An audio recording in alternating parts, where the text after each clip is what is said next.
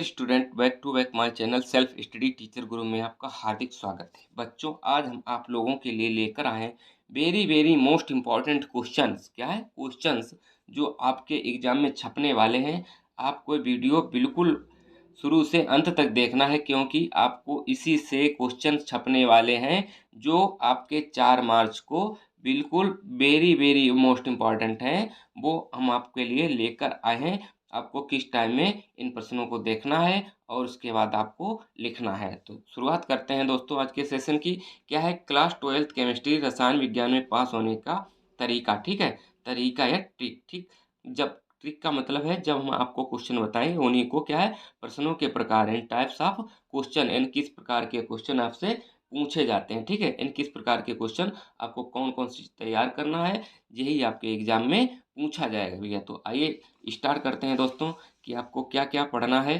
दोस्तों तुमको केमिस्ट्री में एंड रसायन विज्ञान में आपको क्या पढ़ना है भैया? सबसे पहले पढ़ना है आपको ठोस अवस्था। क्या है? ठोस अवस्था। ठीक है, ठोस अवस्था में आपको पढ़ना है परिभाषा है। क्या परिभाषा है? किसकी? सटकी दोस्तता फ्रेकल दोस्त। क्या? सटकी दोस्तता फ्रेकल दोस्त। Very very most important. ठीक है, वेरी वेरी मोस्ट इम्पॉर्टेंट। तथा इसमें आपको क्या पढ़ना है? अंतर भैया। सटकी दोस्तता फ्रेकल दोस्त में आपको अंतर पढ़ना है। ठीक है, उसके बाद दोस्तों नंबर 2 पे आपको क्या पढ़ना है?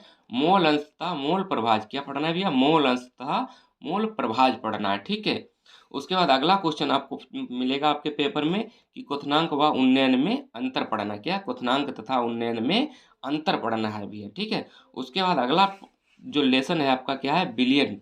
बिलियन। ठीक है, क्या भैया? बिलियन यानी चैप्टर नंबर 2। इसमें आपको पढ़ना है परासरण दाब। क्या पढ़ना है? परासरण दाब पढ़ना है। उसके बाद आगे पढ़ना है राउल्ट का नियम। Very very most important in Raoult का नियम भी पढ़ना है। उसके बाद आपको पढ़ना है मानक इलेक्ट्रोड विभव। क्या पढ़ना है? मानक इलेक्ट्रोड विभव। ठीक है, उसके बाद अगला क्वेश्चन आपको तैयार करना है नेस्टर्ड समीकरण। क्या तैयार करना है? नेस्टर्ड समीकरण तैयार करना है। उसके बाद भी आपको तैयार करना है शून्य कोट की अभिक्रिया। वेरी वेरी मोस्ट इंपॉर्टेंट है, आपके एग्जाम में छपेगा कि शून्य कोट की अभिक्रिया लिखिए, समझाइए प्रथम कोटि की अभिक्रिया क्या होती है। इसका एक सूत्र आता है आपके न्यूमेरिकल लगाने के लिए, वो भी आपको तैयार करना है भैया। आगे पढ़ना कि अभिक्रिया की कोटि तथा आणविकता में अंतर। वेरी वेरी मोस्ट इंपॉर्टेंट है जो अभिक्रिया की कोटि तथा आणविकता में अंतर में। ठीक है भैया, उसके बाद प्रथम कोटि की अभिक्रिया का वेग स्थिरांक। क्या है? प्रथम कोटि की अभिक्रिया का वेग स्थिरांक आपको पढ़ लेना है भैया। उसके बाद वेरी वेरी मोस्ट इंपॉर्टेंट है कोल राउस का नियम। क्या है? कोल राउस का नियम। ठीक है, उसके बाद आपको तैयार करना है क्या? वैद्युत रासायनिक श्रेणी यानी वैद्युत रासायनिक श्रेणी। इसका श्रेणी तैयार करने हैं तथा इसको क्या करना है भी आपको? दो उपयोग भी आपको तैयार करना है। ठीक है, क्या करना है? दो उपयोग भी आपको तैयार करना है। बहुत ही इम्पोर्टेंट है, जो मैं आपके लिए एक क्वेश्चन चुनिंदा क्वेश्चन लेके आया हूँ। ठीक है, क्या? टिप्पणी यानी क्या तैयार करना है? टिप्पणी भैया। आपको ये टिप्पणी तैयार कर लेना, इसी से आपके एग्जाम में छपने वाला है दोस्तों। ठीक है, सबसे पहले आपको तैयार करना है ब्राउनीगत। क्या तैयार करना है भैया? ब्राउनीगत। नंबर 2 टिंडल प्रभाव। टिंडल प्रभाव अपोहन।